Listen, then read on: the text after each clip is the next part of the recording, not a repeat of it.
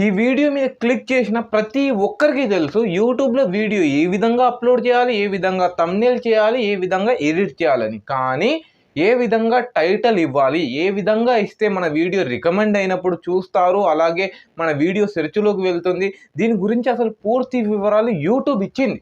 కానీ దీని గురించి ఎవ్వరు తెలుసుకోరు, దీంట్లో మీరు ఎవ్వరు కూడా పాటించరు. నిజం చెప్పండి, మీరే గుండె మీద చేసుకొని చెప్పండి, ఇప్పుడు నేను చెప్పే రూల్స్ మీరు ఇందులో ఏమైనా ఫాలో చేస్తున్నారా అనేది, ఇవి ఏంటి అనేది ఈ వీడియోలో మనం తెలుసుకోబోతున్నాం. అంతకంటే ముందు ఈ వీడియోని ఒక లైక్ చేయండి, అలాగే ఛానల్లో కొత్తగా వస్తే ఛానల్ తప్పకుండా సబ్స్క్రైబ్ చేసుకోండి.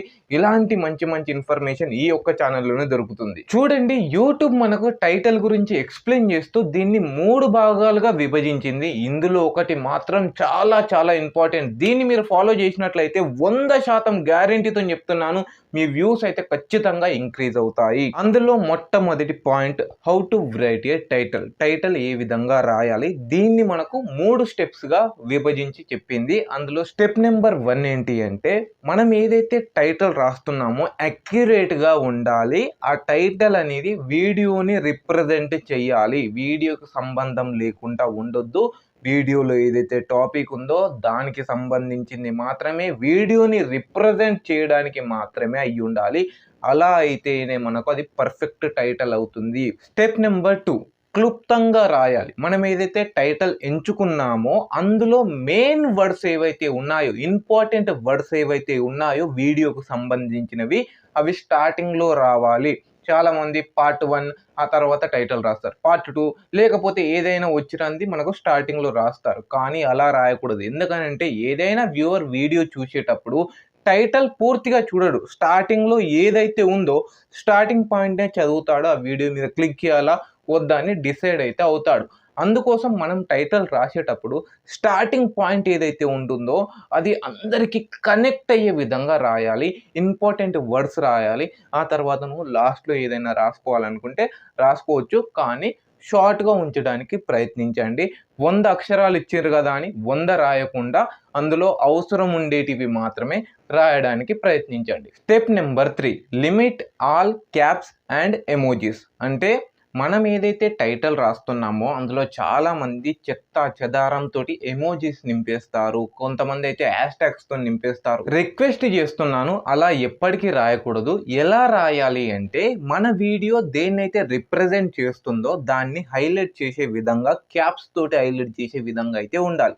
For example, how to get more views అని యూట్యూబ్ అని వీడియో చేస్తున్నాను అనుకుందాం. అక్కడ మనం హౌ టు అనేది మనకు నార్మల్ లెటర్స్లో ఇచ్చి, మన గెట్ మోర్ వ్యూస్ అని ఏదైతే ఉంటుందో దాన్ని నేను క్యాప్స్ లాక్ పెట్టి పెద్ద అక్షరాలు ఇవ్వడానికి ప్రయత్నిస్తాను. ఎందుకంటే అది హైలైట్గా కనిపించాలి. అలాగే పక్కన ఒక షాకింగ్ ఎమోజీ అలా ఇచ్చినట్లయితే చూసే వరకు క్లియర్గా కనిపిస్తుంది అందులో నేను ఏం చెప్పాలనుకుంటున్నా అనేది, అలాగే అట్రాక్ట్ అవుతారు. అలాగే మీరు అక్కడ పక్కన ఏమైనా ఎమోజీ ఇవ్వాలనుకుంటే ఎమోజీ ఇవ్వండి, ఓకేనా. ఇవన్నీ కూడా మీరు ఏదైతే టైటిల్లో వాడుతున్నారో మనం టైటిల్ని హైలైట్ చేసే విధంగా ఉండాలి, క్యాప్స్ కానీ లేకుంటే ఎమోజీస్ కానీ.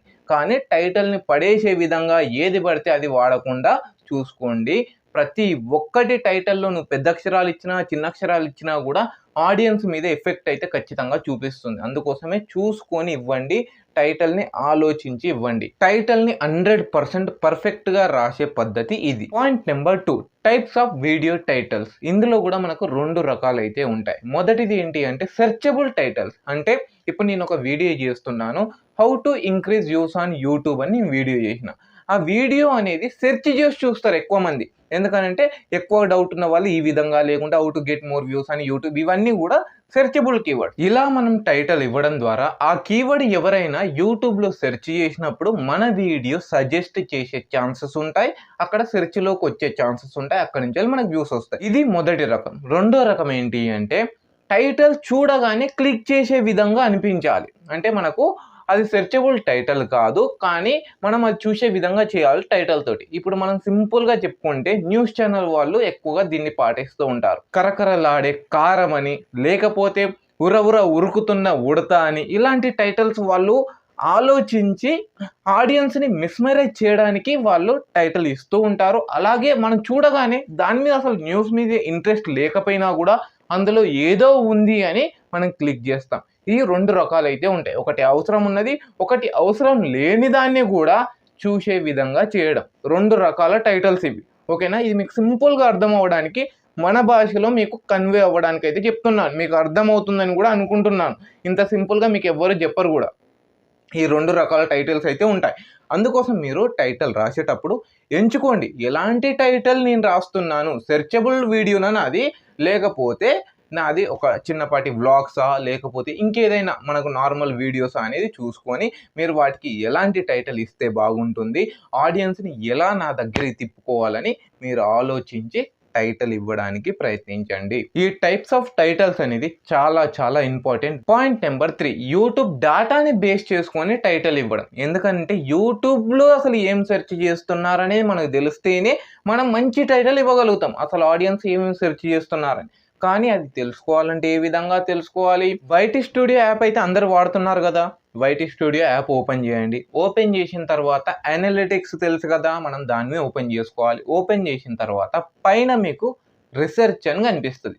రిసెర్చ్ మీద క్లిక్ చేయాలి. క్లిక్ చేసిన తర్వాత అక్కడ మిమ్మల్ని సెర్చ్ చేసుకోండి అనే ఆప్షన్ కనిపిస్తది. ఆ సెర్చ్ మీద క్లిక్ చేసి మీరేదైతే టైటిల్ అనుకుంటున్నారో, ఏదైతే వీడియో గురించి నేనిది పెడతా అని అనుకుంటున్నావో దాన్ని అక్కడ ఇచ్చి చూడు. ఇచ్చిన తర్వాత యూట్యూబ్ మీకు చూపిస్తది. ఎలాంటి టైటిల్స్ ఎక్కువగా సెర్చ్ చేస్తున్నారు మీరిచ్చిన కీవర్డ్స్ ప్రకారం.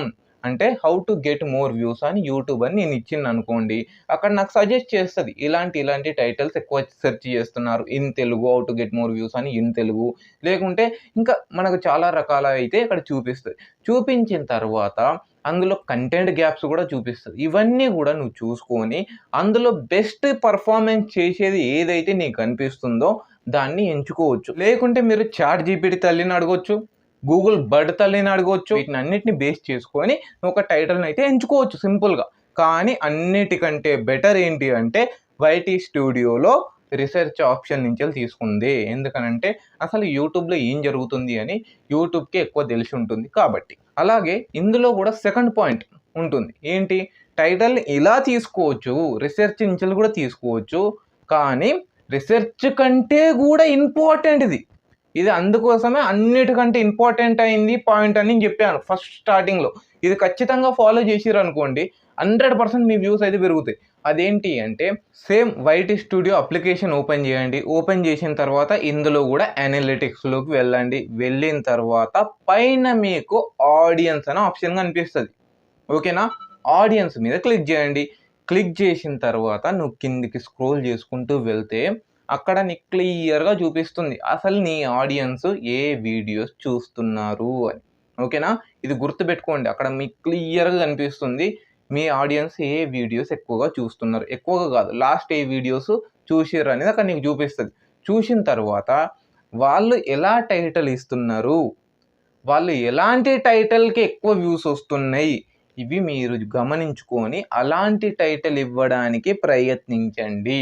ఎందుకనంటే నీ ఆడియన్స్ ఒక్కరు కాబట్టే యూట్యూబ్ నీకిక్కడ ఈ ఆడియన్స్ నీకు మొత్తం కూడా ఇక్కడి నుంచెల్లి వచ్చిర్రు. లేకుంటే నీ ఆడియన్స్ వాళ్ళ ఆడియన్స్ ఇక్కడి నుంచెల్లి అక్కడికి వెళ్తున్నారు. నువ్వు ఇలాంటి టైటిల్ వాడు నీకు ఎక్కువ వ్యూస్ వస్తాయి అని మనకు యూట్యూబ్ క్లియర్ కట్‌గా సజెస్ట్ చేస్తుంది. ఇవి నీకు అవసరం వస్తాయని నేను ఇచ్చిండ్రా, లేకపోతే నాకు టైం వేస్ట్ ఎందుకు? ఇది ఎందుకు క్రియేట్ చేసినా? మీకోసమే కదా క్రియేట్ చేసింది. దీన్ని వాడుకోర్రా అని యూట్యూబ్ చెప్తుంది. దీన్ని ఖచ్చితంగా వాడుకోండి. ఇది చూసి అసలు ఎలాంటి టైటిల్స్ రాస్తే ఎక్కువ వ్యూస్ వస్తున్నాయని గమనించుకొని అలాంటి టైటిల్స్ ఇవ్వడానికి ప్రయత్నించండి.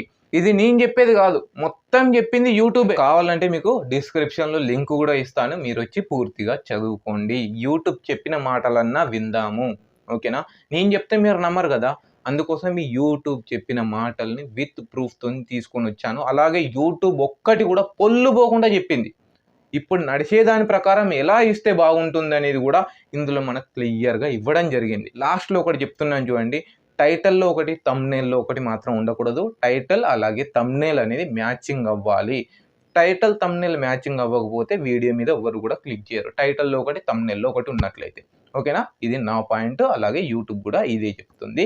ఇక్కడ మనకు సజెషన్స్ కూడా ఇస్తుంది. చూడండి ఏ విధంగా టైటిల్ రాయాలి, ఏ విధంగా థంబ్‌నెయిల్ ఉండాలనేది మీకు స్క్రీన్ మీద చూపిస్తున్నాను. ఇంత సింపుల్‌గా మనకు చిన్న పిల్లలకు గోరుముద్దలు పెట్టినట్టయితే చెప్తుంది. దీన్ని బట్టి అయితే మనం నేర్చుకుందాం. ఓకే ఫ్రెండ్స్, ఈ వీడియోలో మీకు ఇంతే చెప్పాలనుకున్నాను. ఈ వీడియో మీకు చాలా నచ్చుతుందని అయితే అనుకుంటున్నాను. నచ్చినట్టయితే దయచేసి ఒక లైక్ చేయండి. అలాగే ఛానల్లో కొత్తగా వస్తాయి ఇలాంటి జెన్యూన్ కంటెంట్ కోసం ఛానల్ తప్పకుండా సబ్స్క్రైబ్ చేసుకోండి. అలాగే యూట్యూబ్లో మీకు ఏ డౌట్స్ ఉన్నా కూడా ఖచ్చితంగా కామెంట్ చేయండి. మనం దాని మీద స్పెషల్గా వీడియో చేయడానికి ప్రయత్నించుకుందాం. ఒకవేళ ఈ వీడియో మీకు చాలా నచ్చినట్లయితే ఒక లవ్ సింబల్ ఇవ్వడానికి ప్రయత్నించండి కామెంట్లో. ఎందుకనంటే మీకు చాలా నచ్చిందని నేను అర్థం చేసుకుంటాను. ఓకే ఫ్రెండ్స్, ఈ వీడియోలో మాత్రం ఇంతే. బాయ్, జై హింద్, వందే మాత్రం, హరే కృష్ణ, రాధే రాధే. లాస్ట్లో మీకు యూట్యూబ్లో కానీ లేకుంటే యాడ్సెన్స్లో కానీ ఏ ప్రాబ్లమ్స్ ఉన్నా డైరెక్ట్ మమ్మల్ని ఇన్స్టాగ్రామ్లో కాంటాక్ట్ అవ్వండి. పూర్తి సహాయం చేయబడును.